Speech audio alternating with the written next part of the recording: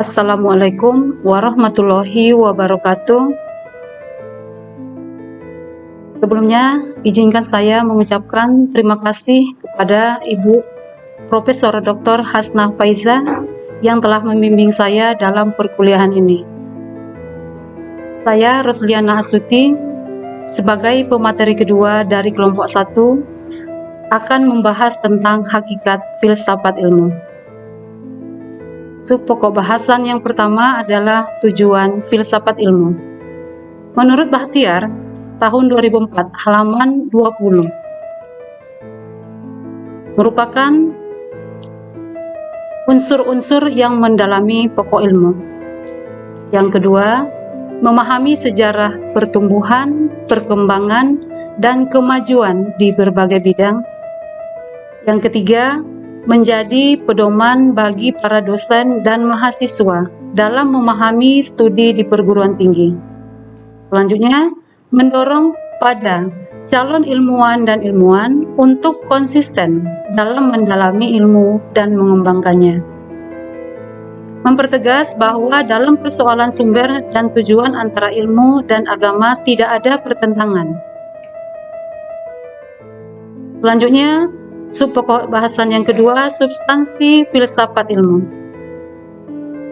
Yang pertama, fakta atau kenyataan adalah positivistik, kemudian fenomenologik, rasionalistik, realisme atau metafisik, dan yang terakhir, pragmatisme.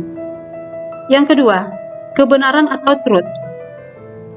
Yang termasuk adalah kebenaran koherensi, kebenaran korespondensi, kebenaran performatif, kebenaran pragmatik, kebenaran proposisi, dan kebenaran struktural paradigmatik. Yang ketiga, konfirmasi. Merupakan fungsi ilmu adalah menjelaskan, memprediksi proses dan produk yang akan datang. Yang keempat, logika inferensi. Merupakan logika inferensi yang berlangsung lama sampai perempat akhir abad 20. Merupakan logika matematika yang menguasai positivisme. Yang ketiga, subpokok bahasannya tentang cabang-cabang filsafat. Yang termasuk ke dalamnya yang pertama adalah metafisika atau ontologi. Merupakan sesuatu yang ada di balik atau di belakang benda-benda fisik seperti bergerak. Yang kedua, epistemologi. Merupakan cabang filsafat yang mempelajari asal mula atau sumber, struktur, metode, dan sahnya pengetahuan. Yang ketiga, logika atau aksiologi. Merupakan cabang filsafat yang bersangkutan dengan kegiatan berpikir. Kemudian logika dapat didefinisikan juga sebagai ilmu kecakapan atau alat untuk berpikir secara lurus. Yang keempat, aksiologi, cabang filsafat yang disebut filsafat moral.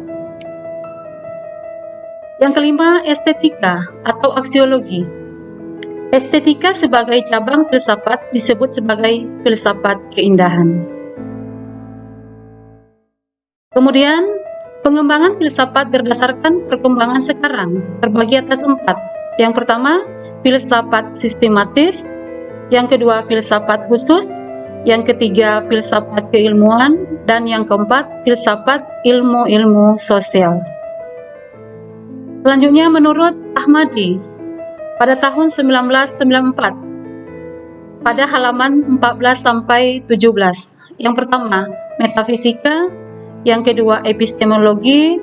Yang ketiga, logika. Yang keempat, etika. Yang kelima, sejarah filsafat. Selanjutnya, menurut ahli Hammersma, dalam bukunya pada tahun 1981, halaman 14, terbagi atas 2. Yang pertama, filsafat tentang pengetahuan yang terdiri atas epistemologi, logika, kritik ilmu-ilmu. Yang kedua, filsafat tentang keseluruhan kenyataan yang terdiri dari metafisika umum, metafisika khusus. Kemudian pembagiannya adalah filsafat tentang tindakan itu terdiri atas etika, estetika, dan sejarah filsafat. Menurut Delianggi, tahun 1977, halaman 170.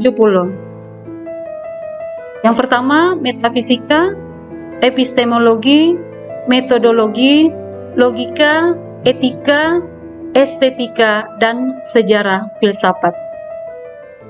Demikianlah pembahasan saya tentang tujuan filsafat, substansinya, dan cabang-cabang filsafat. Mudah-mudahan apa yang telah saya sampaikan, rekan-rekan semuanya dapat memahaminya. Saya akhiri, wabillahi taufiq wal hidayah. Assalamualaikum warahmatullahi wabarakatuh.